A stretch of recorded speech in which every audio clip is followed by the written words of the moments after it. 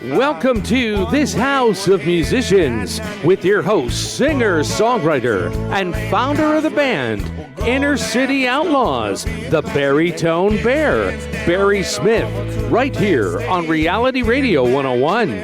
To get on board right now, send us an email.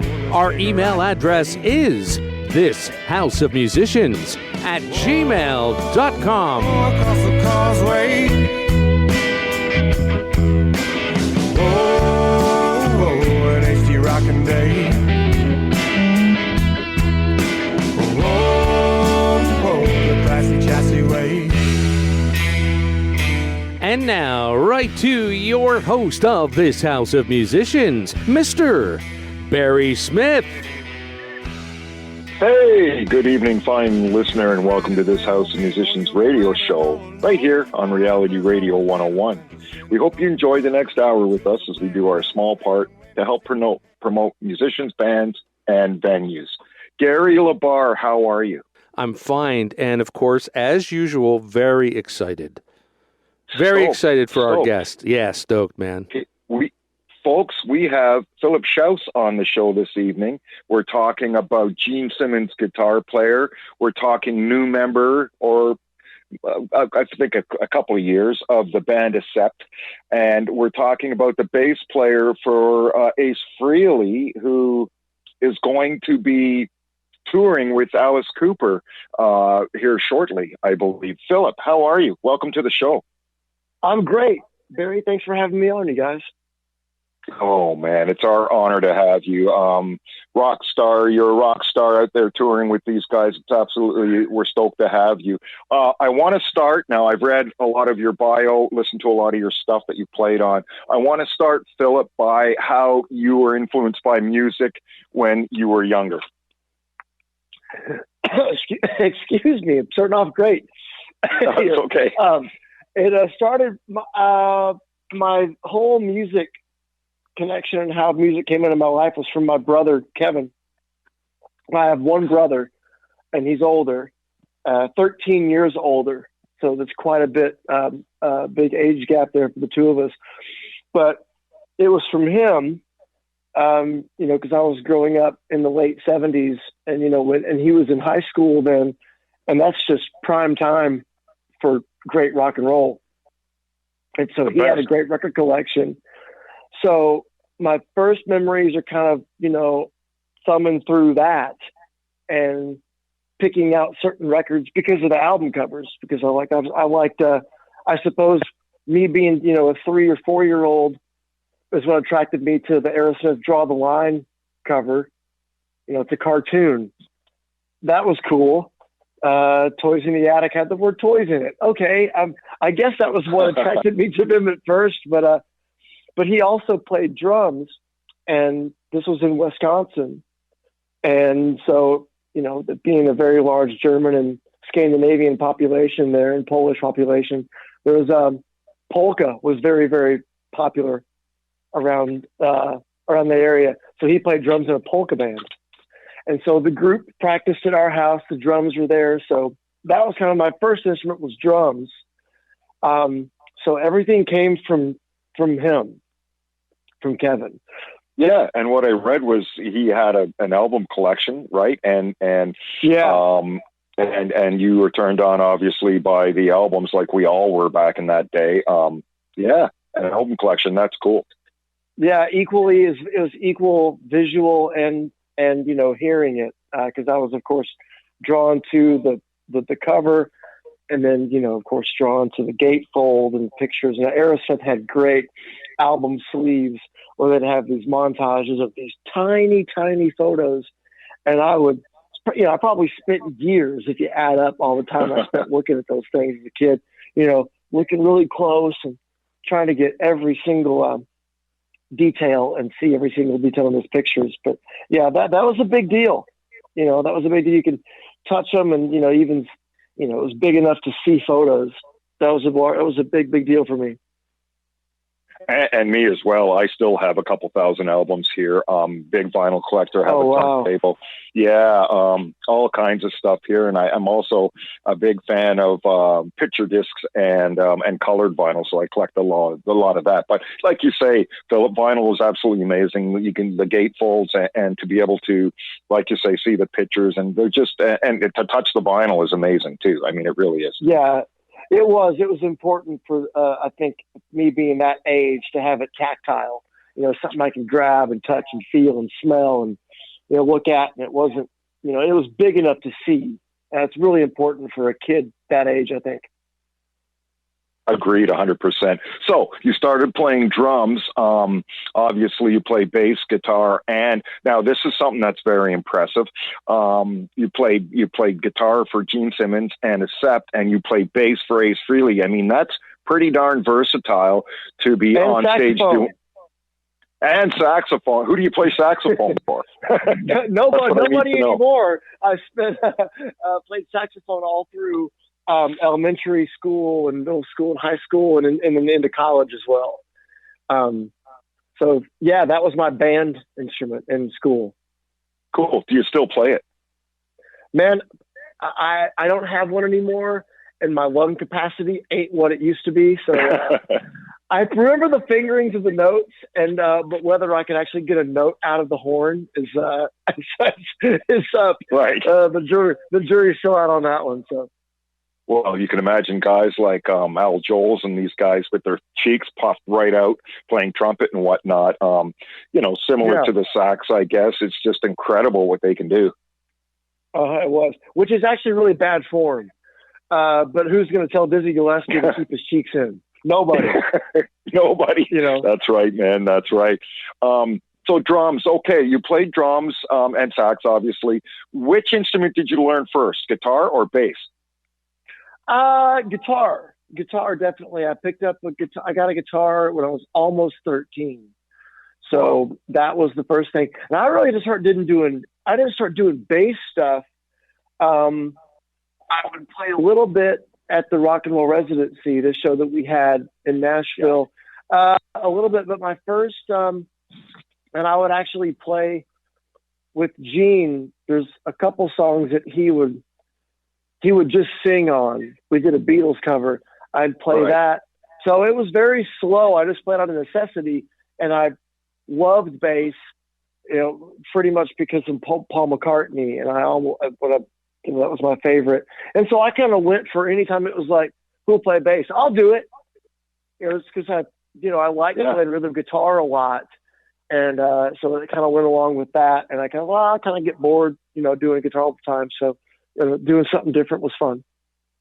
Absolutely. And I'm a guitar player. Well, a half-ass guitar player, but I have a couple basses here, acoustic and electric, and I absolutely love the bass. I have done some recordings of my own with playing bass in the studio, and I don't know, there's something, it's so much different than the guitar, but there's something about it that I guess the depth of it or whatever, maybe it's because it's the foundation, bass and drums, but are the foundation mostly of all music, really. And the bass, man, it's really a great instrument. You really can control the band with bass. It really, you can control the band, you can control the mood and the energy of the song just by, the bass. It's a really, really, really important. So I'm still trying to figure out how to write bass parts because, in Ace's gig, I just play what's already there. Right. I'm not showing off. I'm playing the part as it is, in the song. So that's one thing I'm still trying to work on is, writing bass parts, figuring out when to lock in with drums, when not to, when to play straight eights and things like that. So, so much to learn on a bass too. It's not just, there really is. Cause I'm not interested in being flashy. I'm not trying to slap and pop or do any kind of crazy stuff. I play with a pick.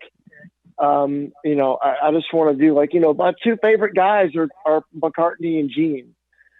So, and they're very similar in how they wrote their lines. Gene is, a huge McCartney fan.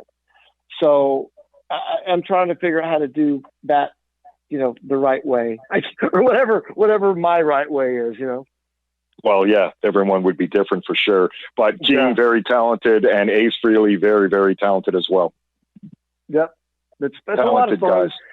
And I started playing bass with Ace because when we got the Ace gig, when it was going to be us opening for Gene, and us backing both Gene and Ace, we had 3 guitar players with Gene. Obviously, Gene played bass.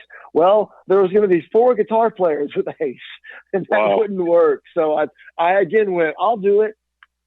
And I'm really glad I did it because it's gotten me some work, and I really have fallen in love with playing bass. And I play bass at any opportunity I get now.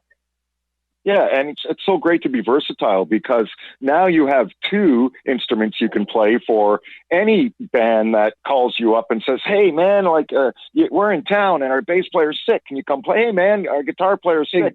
Kind of thing. So now you have 2 options.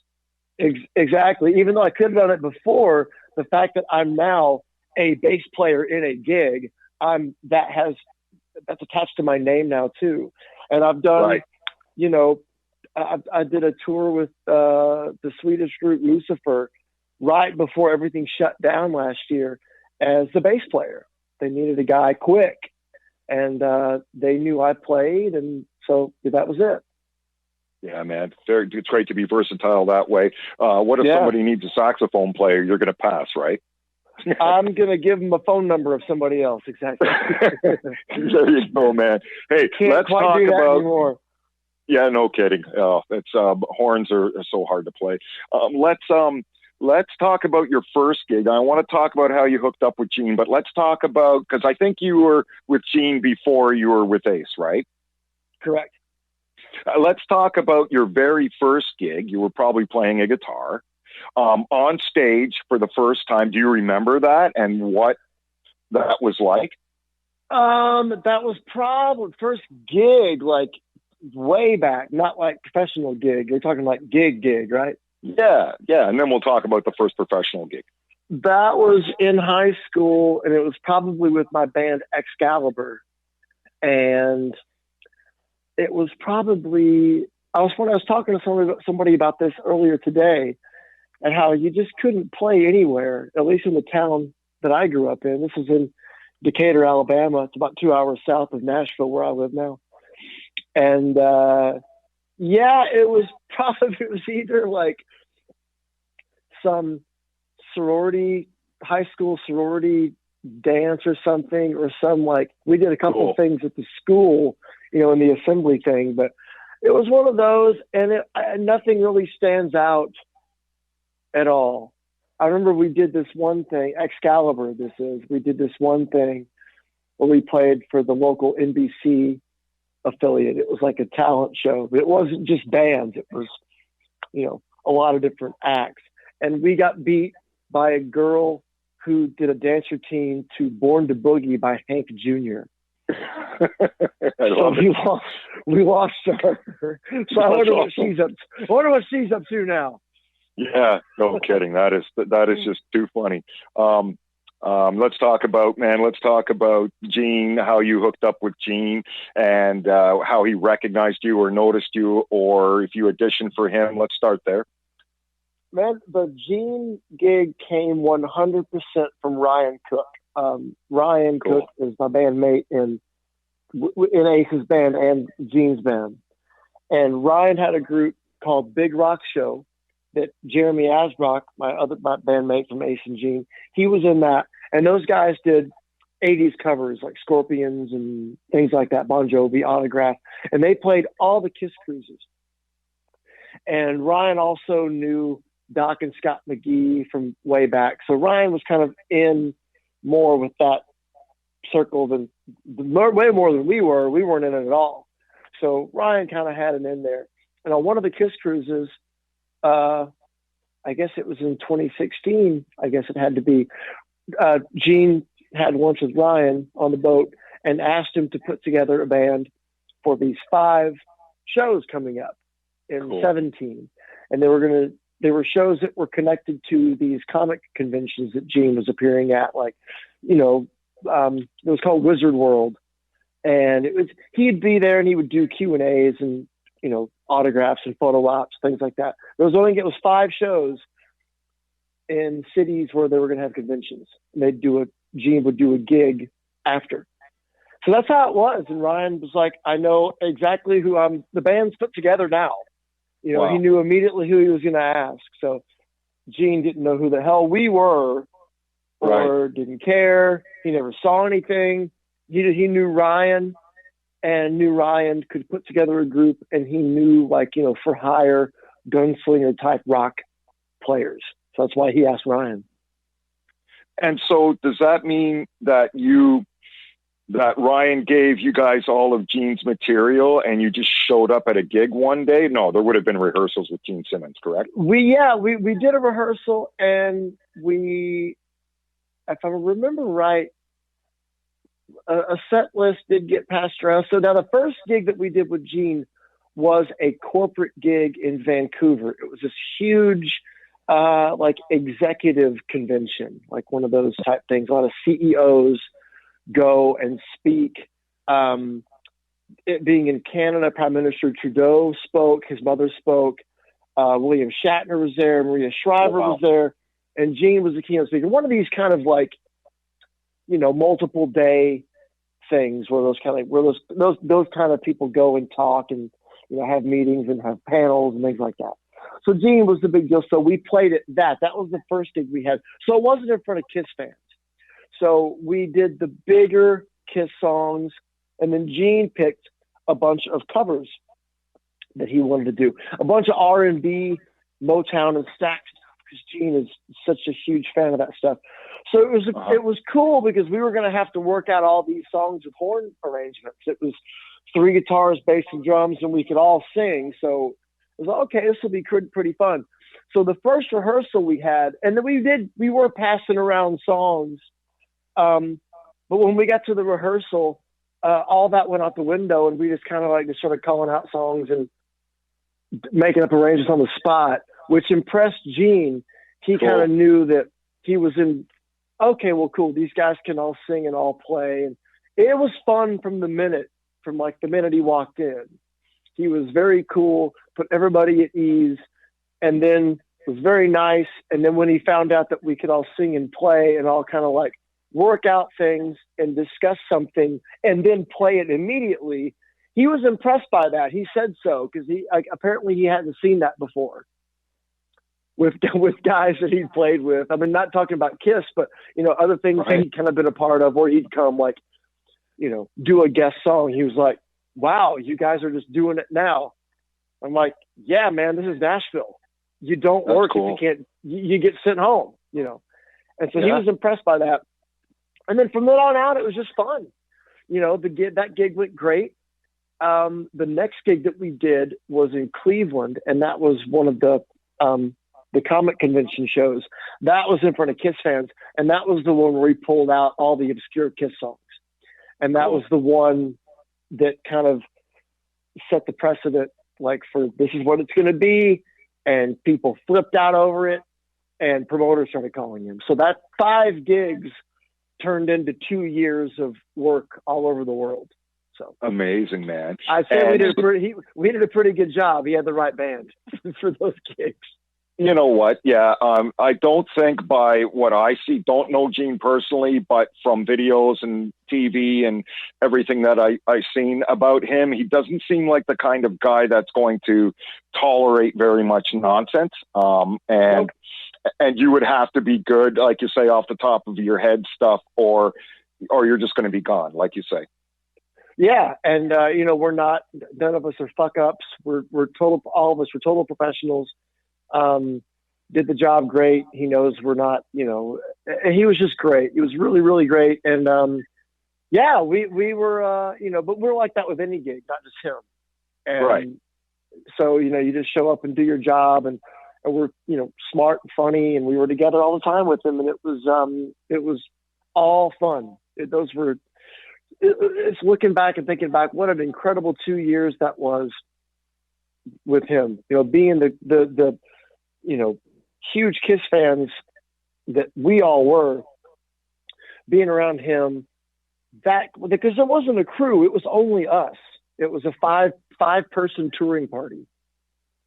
And so we did everything.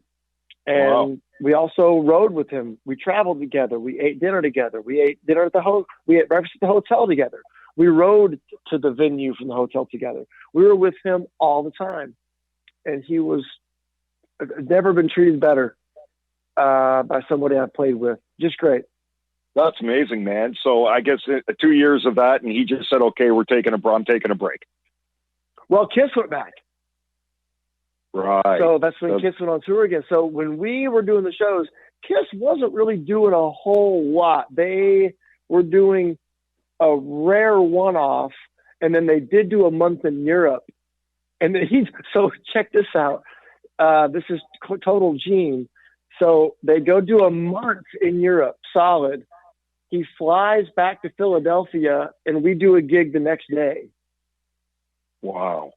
After a month, it was like, you take a day off. It's like, why would I do that? Yeah. He really is a working machine. You can't compare yourself to him because you just feel bad and lazy. The guy's not human. Right. No, you can tell. You can see it. His work ethic and jet lag doesn't bother him. It's just like he just goes, and he works circles around everybody. It's pretty remarkable seeing it that close, and he never gets rattled. He never complains about anything, which was the biggest thing I took away from that. It was cool being not just playing with him and playing music and talking and with the stories, just seeing how somebody that successful, that famous, and that rich, how they operate and how his brain operates. Like when you're just, talking about things and how he reacts to something. I'd never been around somebody like that before. So that was the learning experience for me. Yeah, man, that would be totally, of course, like you say, how famous and rich he is, and successful. All that attributes to the way he is, right? Obviously. Yes, absolutely. Just endless work. Absolutely. And working hard. Well, like any band at all that wants to be successful has to work really, really hard. That's just the bottom line. Yeah. And he's still that hungry. He hasn't lost that. He has that with all of his different endeavors. It's inspiring to watch for sure. I can never be that, but right. It definitely stays with me every day. Yeah, and it shows. I mean, it shows with his success with TV shows and all that kind of stuff. I want to talk about, Phil, that's amazing that you played with Gene Simmons. That's right up there at the top. I want to ask you now, because I want to play a song. I want to ask you about a set. Now, this is a heavy metal German band that said, hey, Phil, we want you as a full-time member, man. Let's just talk briefly about that. We'll play the song. We'll come back and talk about the song. Obviously, you're playing guitar in this band. Yes. Yeah, so cool. I was a fill-in guy first. Wolf had a solo album come out called Headbangers Symphony, where he took classical pieces and arranged them for a metal band and symphony orchestra. And so there was a Wacken show they did a few years back where they were going to do part of, a little segment of that show. He didn't want to use all of the Accept band. So I got, because Accept is pretty much a Nashville-based band at this point. Wolf has lived here since the early 90s. So one of my best friends, Christopher Williams, had got the drum gig in Accept in like 2015, I guess. Mm-hmm. So when the names were going around for the Headbanger Symphony guitar player, my name was in there. So I got that gig, did that gig. It was great. Played Wacken, with Accept. It was awesome. Or with Wolf. It was awesome. So that was going to be the only time, I thought. So in 2019, they were doing a tour of that, where it was going to be half Accept songs, half classical pieces, all with the symphony orchestra. 6 weeks total all throughout Eastern Europe and Europe. And so I got called for that again. And by the end of that tour, everything went really smoothly, and I really enjoyed it, and I fit in well with the band, with the crew. And then Wolf asked me if I wanted to be a full-time member. Killer, man. That is just so awesome. So how do you swing Accept and Ace Frehley? Accept, if there is a conflict, Accept comes first. Right, and gotcha. they get a sub for Ace. And I only had to do that for 2 shows in 2019. That tour that we did when I was still just filling in, I did miss 2 Ace shows. They got a sub. And after that, the back half of 2019 was seamless. I'd get home from an Ace tour, have 1 day to repack and do laundry, and then leave out the next day with Accept. And I'd get home from that. I'd get home from that tour, the same thing. 1 day to clean my clothes and repack, go out with Ace again. It was bookended like that for like the last half of the year, and it was absolutely awesome. So I'm hoping it works out for 2020. Oh yeah, man. I'm wondering, like you're learning, you have to know all this material. I mean, and you have to switch from one persona to another. It's not, Accept is not going to be the same as playing for Ace or playing for Gene. You're a different person, or let's just say exactly.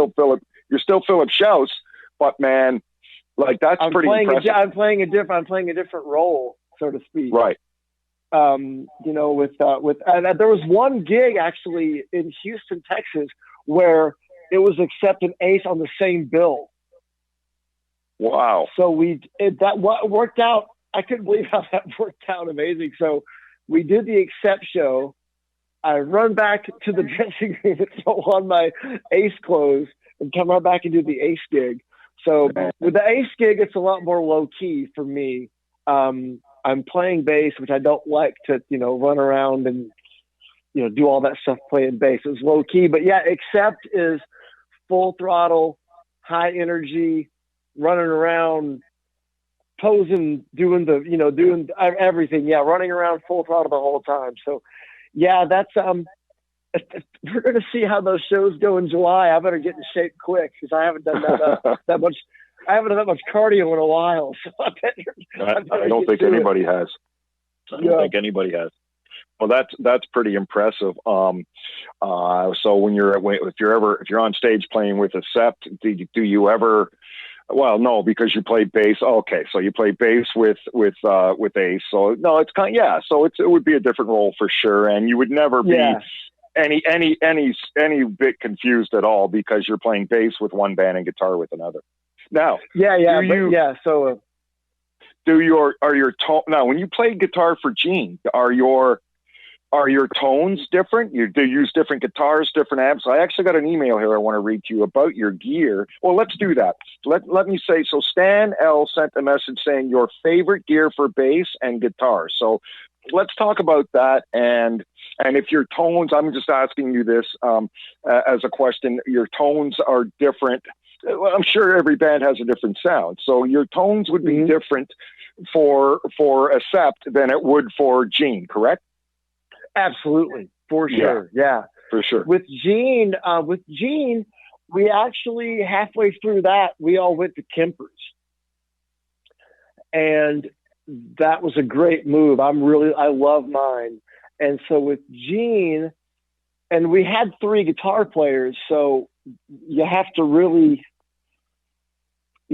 dial in that because it's going to be muddy. So I always kind of went less gain. I was the cleanest guy. Right. So I would pick a 70s Marshall profile on my Kemper, and I would kind of use that as the main one. And, dial in a few sounds, dial in a couple good lead tones. I'm a volume knob guy too. I would always, rock the volume knob down. When he would start singing, I'd back off a few notches. That's the kind of player. I guess it's kind of old school to use the volume knob on your guitar, but it's there for a reason, kids, and it works. It works. It's professionalism too, man, because you have to, you don't want to go see a band where the guitar player thinks he's the rock star and he's drowning out the drums and the singer the whole time. We've all seen that. Yeah. And you just also, it's, stage etiquette too. You're up front and, when I always back off front of the stage. I always walk back up stage during the verses. You know, it's the same kind of thing. And with guitar, it's the same kind of thing. You back off the volume a little bit. I was always the cleanest tone guy, tone-wise, with Gene. With Ace, it's Ampeg all the way, and that's my favorite thing to use. I don't use a Kemper with Ace. I use Ampeg, SVT 810 cab. So, yeah, perfect. And guitars, quickly, let's talk about guitars. Yeah, with Gene, I play a brand called Vintage. They're not old. that's the name of the company. It's a division of Fret King guitars, and Trev Wilkinson is the guy behind it. So it's all really great stuff. And they've been so supportive to me and the guys. They make great gear, and the number one thing is they're affordable. Right. Retail, they're $500. Amazing. And you're gonna bring it home, and you're not gonna have to swap out the pickups. You're not gonna have to swap out the volume pots, the tone pots. They're great electronics. So with Gene, I was using their V100s, and it's a very classic, familiar shape, which is why I gravitated towards that company. And they make great stuff. And with Ace, they made me a J bass copy. It's the most comfortable bass I've ever played in my life. It's amazing. Great. I've got J bass pickups and T bass pickups on there, and I leave them both on full volume. So, that's my perfect. Stan, there you go. Philip's talking about his gear. Thank you for the email. Man, the hour goes by so fast. I want to ask you about crazy stories with Gene, crazy stories with Ace, crazy stories with Accept. We could go on all night. I might go a little late if you're not busy. That's okay, man. It's okay with me. Hey, that's awesome, Philip. But let's do this right now, folks. I have Phil Shouse on the show, instrumentalist for Accept, Gene Simmons, Ace Frehley. Oh man, I'm stoked to have you. And I'm sure you got a lot of amazing stories. But what I want to do right now, bud, is play an Accept song. Obviously, you're playing guitar on this. Yep. This is called Too Mean to Die. It's a 16th studio album by Accept, released January the 29th, 2021. So let's listen to Philip rip it, folks, on an Accept song called Too Mean to Die on this House of Musicians radio show right here on Reality Radio 101.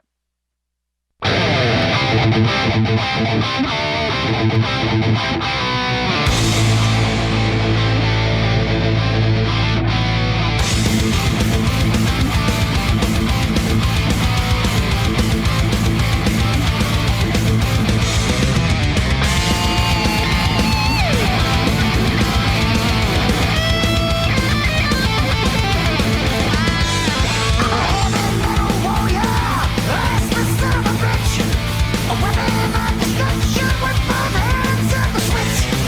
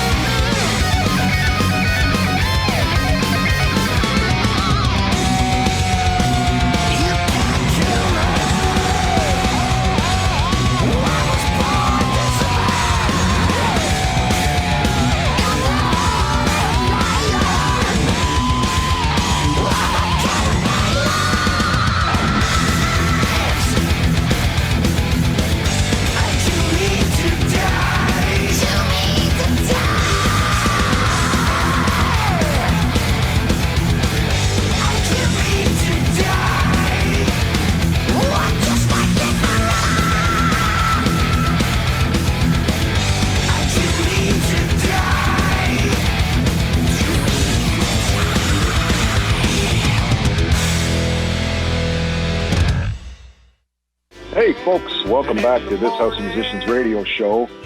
I'm kind of choking here. I drank some water. Excuse me. We just listened to Too Mean to Die, a Sept song. Phil, I want to ask you, when you played this album, or when you did this album with a Sept, they gave you the freedom to play the guitar parts. It wasn't all written and you had to play them. You had the freedom to collaborate in the song, in the album. Yeah. All the solos were kind of up for grabs for what I would want to play. But I'm sitting there with Wolf, and we were lucky enough to be able, even though we did record it during 2020, we were lucky enough to be able to get together at Wolf's studio, in the Nashville area. And the producer, Andy Sneap, was in England, but he was pretty much on a Zoom call for really basically what it was. And he, through the magic of technology, the audio was piped in all the way to him so he could hear what we were recording in real time. So cool. All I did was try to execute what those guys suggested, because it was like, I've got two dudes that have definitely made a few successful heavy metal albums, and you got me sitting there who just happened to be there pretty much. And so I just listened to everything they said and tried my best to do, along the lines of what they suggested. So I was just following direction or trying to, at least. Yeah. And I'm sure you had, you're following direction, but also through some of your own notes and collaborated with them that way too. Yeah, it's fun because you can definitely tell who I can tell. Sometimes I forget it's me actually sometimes on the record, but it's cool. It's like, oh yeah, that's me. It's like, it's really different styles from Wolf. Wolf is, and I love, playing with him is ridiculous. He's really one of the architects of modern heavy metal, and getting to work with him on, a guitarist to guitarist basis it is not lost on me how cool that is. Yeah, no that kidding. I get to do that with him. And he's so great, and he's still so hardcore into the craft. He's still so hardcore into guitar and playing guitar and being a guitar player, and still so hardcore into it and so devoted and dedicated to it. After that many years, that's inspiring to see. Absolutely. And all the great music that, like you say, definite pioneer in heavy metal, after all the great music that they've had come out. Yeah. And after 40 years now, I think, and he's still, I guess every bit as into it as he was when they were just starting out. Absolutely. Just an amazing band. I got an email here from Joe E. So I want to go back to talking about, we'll talk about Ace. We haven't talked about Ace, playing with Ace Frehley yet, but was it, so Joe asks, was it weird playing with Ace after Gene? And then he says, war stories between the two. And he says, I love your stuff. That's from Joe. Awesome. Thank you, Joe. What do you have to say about that email? Well, first of all, it's not weird at all. The first kind of tour we did with Ace was opening for Gene. We ended up doing a thing doing 4 shows in Australia where we backed both of them. And that was just for logistics because Ace had his own band then. But in lieu of flying all of his guys all the way to Australia and then to Japan, because we followed Australia with Japan with Ace. Well, cool. And hotel rooms and all that stuff and flights. He asked Gene, because he knew that we could sing and play and knew pretty much the whole Kiss catalog, if he could use us. And it was okay with us, and everything was worked out. And so, no, it was really natural. Ace was great too. Came in, and we didn't really get to rehearse with Ace before the first show, but we did. It went off without a hitch, and those went well. I got a good story from the very first Gene show that we did in Vancouver. we're backstage getting ready to play, and I think I have my show clothes on at this point, so we're about to go on, and I'm on the floor on my knees digging in my backpack looking for my bracelets or necklaces or something like that, I think. And so my hair is down in front of my face, and when that happens, it's like it's a curtain. I can't see anything. Right. So I'm busy. I'm really busy, apparently. I'm really focused on what I'm doing. Now I hear Jeremy from across the room go, "Hey, Phil." I raise my head, and Gene's bare ass is about 1.5 inches from my face. Oh, no. Oh, He no. mooned me point blank. And so it was I jumped back. I'm like, "What are you doing?" Yeah, what are you doing? He goes, "What are you doing down there?" I go, "I'm getting stuff out of my bag." Excuse me. And we're all dying laughing. And that set the pace for the whole thing. He did that shit constantly.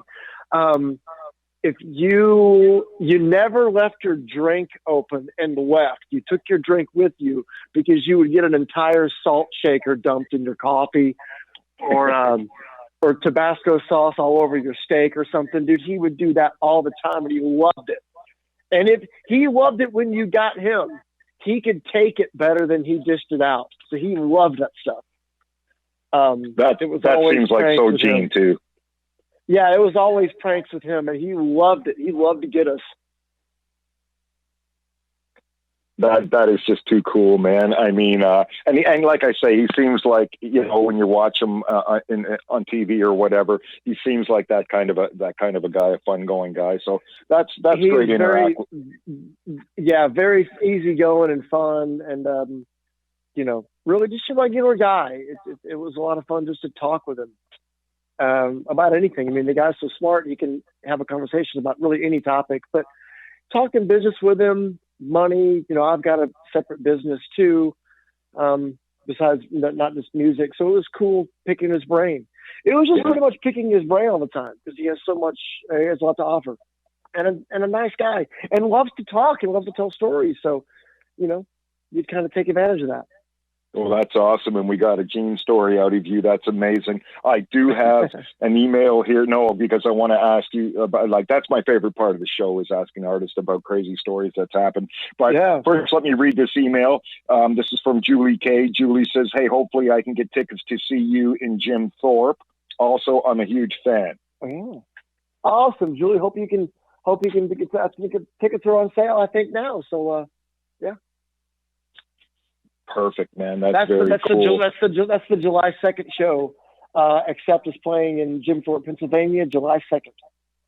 Perfect. There you go. Thank you for that email, Julie, and hopefully you get to go see these guys because obviously they're all amazing. Here's one from Elise. Did Phil ever meet Tommy Shaw from Styx since they were both born in Alabama? Oh, man, no, he's Montgomery. Yeah, Montgomery, Alabama. I have never met Tommy Shaw. I have heard that he is the super nice guy, and he's my neighbor now. Apparently, I think he lives in Nashville now. So, cool. He's on my list of guys to meet for sure. I'd love to.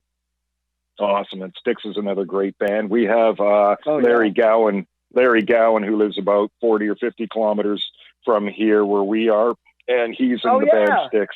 Yeah, Larry Gowan. Yeah. What an entertainer that guy is. Oh, he's incredible. That band is so great. I've seen them many times. They're amazing. Let's talk about now Ace Frehley. Okay, so how did you hook up? We talked about Gene. We talked about Accept. We know how you hooked up. Now, how did you hook up with Ace Frehley? That came from the Australian tour, and I think we were a few shows into it, and it didn't take us long to start really firing on all cylinders with Ace as well. The show came together. We only had 4 shows, and by the second show, it was already like, oh man, this is really good, you guys. And I think it was one of the third or final show in Australia where Ace asked us to do the Kiss Cruise with them because this was in September. And then he was scheduled to do the Kiss Cruise in October, in the end of October. Mm-hmm. And so he asked us to do that with him. And then I think, I'm not even sure when it happened. I think right before we did the cruise with them, they were going to book a Florida run because the cruise left out of Miami. And they were going to book a little Florida run. I think it was right before the cruise when we got asked to be the band. I get my times confused. It all kind of blurs together, but that all kind of happened through the Gene tour. And the reason we did the Australia and Japan tour was just logistics. We were already going to be there, and Ace knew that we knew the catalog and could sing and play well and could learn his stuff. And so that was what it was. And we had no idea that it was going to turn into a full-time situation. I wasn't privy to any conversations, of course, between Ace and Gene or Ace and anybody. So I don't know how that all happened, but all I know is that we got asked, I think after the Japan run, the Japan shows went great too. And after that, we got asked to do the gig. Yeah, that's great, man. Good for you. And now you guys have a gig coming up with Ace, or a tour, I believe, coming up. You're going to be touring with Alice Cooper. What a way to come back after a year, right? Amazing. It's not like, okay, here's a weekend, 5 weeks out with Alice Cooper. I mean, you can't really. I can't think of a better bill. I mean, I would pay to go see that bill. That's incredible. Yep. And we know the folks in Alice's band too. We're friends with them, so it's going to be a great tour. Yeah, man, that's just going to be a rocking tour. You guys coming to Canada? I guess that wouldn't be booked as of yet, anyway. I certainly hope we do. We're doing 5 weeks, and it's the East Coast of America and some Southeastern dates and a few Midwestern dates thrown in there too. So I'm hoping it goes well. They toured Australia together actually too. So this isn't the first time they've done shows together. So it's a successful package. So I'd love to do some more. Yeah, absolutely, man. If you come to Canada, we're going to come see you guys. That would be an amazing show for sure. I would love it. So yeah, man, so now we heard a good Gene story. We heard you told us a good Accept story. Or have you? A crazy Accept story? No, I don't think you have. I'm trying to think of one. Nothing's really coming. Nothing is really. I can't think of anything offhand. Except for if you're in Europe, heavy metal fans are crazy in Europe. To the point where they follow you around on your bikes or in your car or in your limo. They show up at restaurants you're at. I just heard that metal fans in Europe are nuts. That is true. They're pretty much, I hate to say this, but when you leave North America, they're like that. Like South America is the same way. You land at the airport, you get your bags, you go into the shuttle van to the hotel. Those guys are getting into cabs following you to your hotel. And they're all nice. It's not like they're trying to, cut your hair like the Beatles or anything. They're all really nice. Was really excited and just really into it. And, just give them some time and a photo and a guitar pick and they're great. I love it. I mean, I've been kind of ready for my whole life for that to happen to me. So it's kind of happening to me by default. They're not there to see me. I was like, they're there to see, Wolf and Mark and the other guys at Ace and Gene. And I'm connected to those guys. So I'm more than happy to oblige fans anytime I can, Absolutely, man. And what a thrill it must be to be touring around on planes and whatnot and playing for 20, 30,000 people and stuff. That's it's not something everybody experiences. So good for you for doing that. I mean, obviously you're a professional and you probably work really hard to be there. So good for you for that. Why don't we do this, Philip? Why don't we play an Ace Frehley song called She?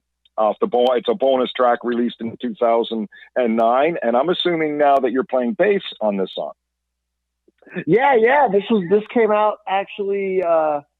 This came out in 2020, and this features myself, Ryan, and Jeremy on bass, guitar, and all the vocals too. Cool. Okay, perfect. Yep. And again, 2020, folks. So did he do this song in 2009? Was it released on an album before? Or no, it's a new song. I don't think so. It's a Kiss tune. From Dress to Gene Kill, Simmons wrote it, right? And it's it was a Wicked Lester tune. Gene and Paul wrote it. Cool. They were doing this in their band before Kiss. And that version has a wicked flute solo in it, believe it or not. Wow. So it's cool. So check out the Wicked Lester version. So yeah, this one came out on Ace's second album of covers called Origins Volume 2. Yep. And this features Jumpin' Jack Flash is on there. He does some Humble Pie. He does some Kinks. It's a good record. Really cool record. And we were all thrilled to be on an Ace record and playing alongside him. So yeah, it was pretty cool. Absolutely, man. And again, good for you. So folks, let's listen to the song She, an Ace Frehley song that Phil Shouse is playing bass on here. And then Phil, when we come back, man, I want you to tell me a crazy Ace story. All right. I'll get some time to think about that. Good. There you go. Yes, man. Folks, again, I have Philip Shouse on the show this evening, and we're going to hear a song that he's collaborated with playing bass called She by Ace Frehley, released in 2020, right here on this House of Musicians radio show on Reality Radio 101. She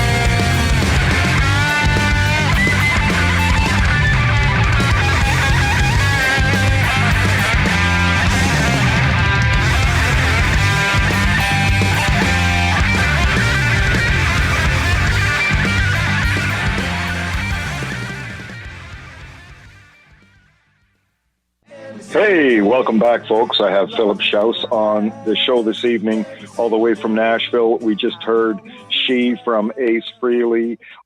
Philip, man, Ace is so rock and roll. I absolutely love the stuff that he does. He's like genuinely rock and roll, man.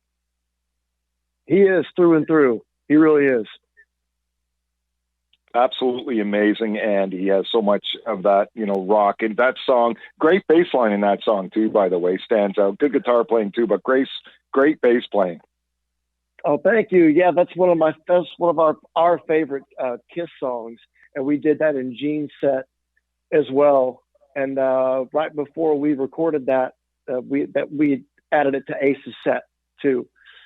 Yeah, it's a great tune. One of my favorite Kiss songs. And so does Gene play it differently than Ace? You guys play it different in each band? No, we did.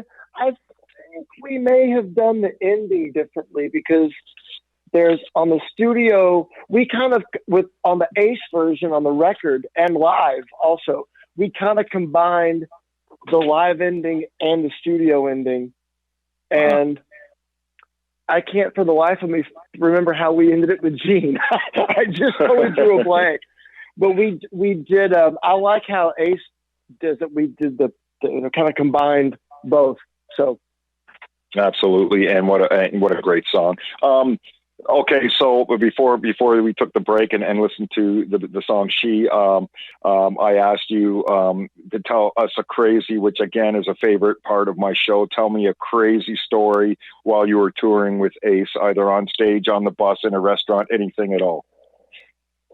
So this is when we just land in Japan before the first. For that first show. So this is from Australia to Japan, and we're in the Tokyo airport, and we're still, we haven't gotten actually through customs into Japan yet. We're still in the airport, and we're walking through, and things aren't as streamlined as I think maybe he thought they were going to be.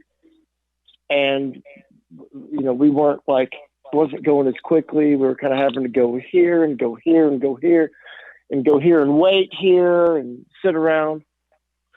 And at one point, and he had his passport and everything, of course, like that. But at one point, for identification, he reaches in his back pocket and pulls out a Kiss card from 78. And it's him on it. He goes, "Yeah, that's me." Shows it to the customs guy, pointing at it like this. I was just stood back and just didn't laugh. But I'm like, wow, this is happening. A Kiss card. It pulls out an actual one of the Kiss cards with a bubble gum. like one of those cards. And That is so funny. Shows it to the agents, and we got through. He said, it worked. Did he sign it and give it to him? They let him in? No, he didn't. No, he keeps. I guess he keeps it on him. So, like, I don't know. I guess in foreign countries, you can go, "That's me," because everybody, I guess knows that more than his face, know. And so, I remember he pulled that out. I guess he keeps it on him at all times in case of emergencies. Pull out the card. In case of emergency. It's better than a health card or a driver's license. Hey, if he would have had his makeup on, they would have just let you guys all go through right away. So come right this way, Mr. Frehley. But that was funny to me, and that was just. But it's Ace. All the stories you hear him, kind of like being a space cadet, and it's like it's all true. He's just it's just how he is. Yeah. And he's been sober for now 13 or 14 years, I think, and that's just how he is. That's amazing. Great stories that you're sharing with us. One more question. I know we're running late. I appreciate you spending a little more time with us because you have amazing stories. And those are the kind of stories that I love. But one more question. And the question is, best jam you've ever had on stage, best jam session, or with who? Okay. So for about 5 years, I co-ran this show called The Rock and Roll Residency, and it was a weekly show in Nashville. It was every Tuesday, and it was 70s, mainly 70s rock, but it was 60s, 70s, and 80s stuff. We didn't, and we like kind of dug deep. We didn't play like big hits. We do album cuts, and we also would do like Robin Trower and Deep Purple and things cool. like. It wasn't like your biggest. It was kind of we dug deep.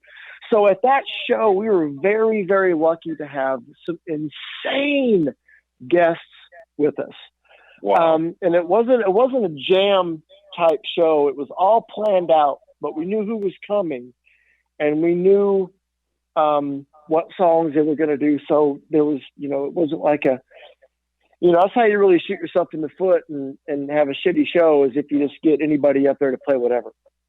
Right. So we did not do that. So this is going to be really tough to pick a favorite one, because we had Robin Zander and Dax from Cheap Trick. Wow. We had Alice Cooper. Gene came. We had guys of Skid Row. We had Derek St. Holmes. But probably the best one and the pinnacle of that show was we had Roger Glover and Don Airey from Deep Purple. And we did 2 weeks in a row with them, but we did Highway Star with them. Cool. And what a great song. Was about the coolest thing, Can't imagine. Because they're friends of ours. They've recorded several records in Nashville. And when they recorded their first one in Nashville, we got hooked up with them and we became buddies with them. And we'd go out when they were done tracking. We'd go out with those guys every night. Yeah, that's just too cool. When we had the show, Roger and Don came out 2 weeks in a row. And we did a couple Purple songs every night. And Don actually played on some more songs, because before joining Deep Purple, Don Airey was the go-to rock keyboard session player in England. So we ended up playing Mr. Crowley with him, because he played on Wizard of Oz. Killer. And when you hear the Mr. Crowley intro on that album, that's Don Airey playing it. So we played that with Don. He played on Never Say Die by Black Sabbath. So he played on that song when we played it that night. So Don it was like, oh yeah, I played on that one. I'll do it. It's like, oh my God, his resume is insane. So Don played a bunch with us, and then Roger, came and played 2 Purple songs, and that was just incredible to have those guys play. I can't imagine, man. That just such a great career you've had. And again, stoked to have you on the show. But let me do a segment on the show that I like to call, well, Gary LaBar, what do you think? Wow. Well, Phil, I love your guitar tone. The guitar player in my band uses a Kemper system also. I love that. I mean, there's literally hundreds and hundreds of tones and amp settings and things, and I just love your tone on that. And I also love your bass guitar tone. There's nothing like the great old SVT heads and equipment. So, yeah, it is the industry standard. It is. Reason, it's the reason it's, And I remember years ago when I was in a studio and one of the bass players had an SVT head, those things were amazingly big and heavy. It's just remember they were like if I did have to haul the Ampeg around, I would be using my Kemper. Yeah, for sure. And it's good if you can get a back line when you're touring, right? But the bottom line is, man, you guys sound fantastic, and I look forward to, thank you, at some point in time, seeing you here in Canada, or at least maybe I can be blessed to meet you at some point in time. That would be amazing.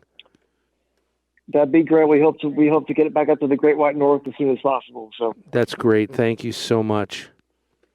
Yeah, that'd be wonderful. What can I say, folks? Phil Shouse on the show this evening. Again, I can't say it enough. We are absolutely stoked. I want to thank Susie Corey for hooking us up, Philip. I'm assuming that you have met her in Nashville a couple times. She's amazing. Yeah, actually, this is a funny story.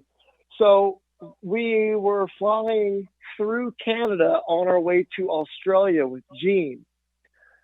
And so I'm in the Toronto. No, we're in, hang on. So we went from, Toronto. So we're in the Toronto airport and we're at the gate and we're going from Toronto to Vancouver. And this gate attendant walks over, Air Canada outfit with a cupcake. And it's my birthday that day. So it's Susie with a birthday cake for me. Wow. And I had never met her before, but it turns out that we had mutual friends that I wasn't aware of. So here's Susie. I'm like, hey, who are you? Air Canada rules. This is awesome. Yep. And so that's how we met, was on my birthday in the airport, and we stayed in touch. She's been in Nashville a few times. We've hung out then. So yeah, she's fantastic. Yeah, I just met her on the weekend, and she's just such a sweetheart. So, and we had her on the show last week as well. So, oh, great. Big things for Susie Corey, and thank you, Susie, for hooking us up. Again, Philip, what can I say, bud? A complete honor to have you on the show. You're such a down-to-earth, nice guy to talk to, and we appreciate that. And I want to continue to follow your progress. And hey, man, in a year or two, we'll get you back on the show and see what you've done. That sounds great. Who knows what the hell will happen by then? Well, I'm sure you'll be doing a lot of touring. You'll have some more fantastic stories for us. Hopefully so. Hope so. Thanks a lot, bud, for being on the show. Oh, thanks for having me, Barry. Gary, you guys have a good night. Thank you. Thank you very much. Thank you. And to the listener, I say thank you for being here. Always dance and sing, and let the music bring your soul to the surface for all the world to see. Until next time, have a shuffle your feet kind of week. And good night. You've been listening to This House of Musicians on Reality Radio 101.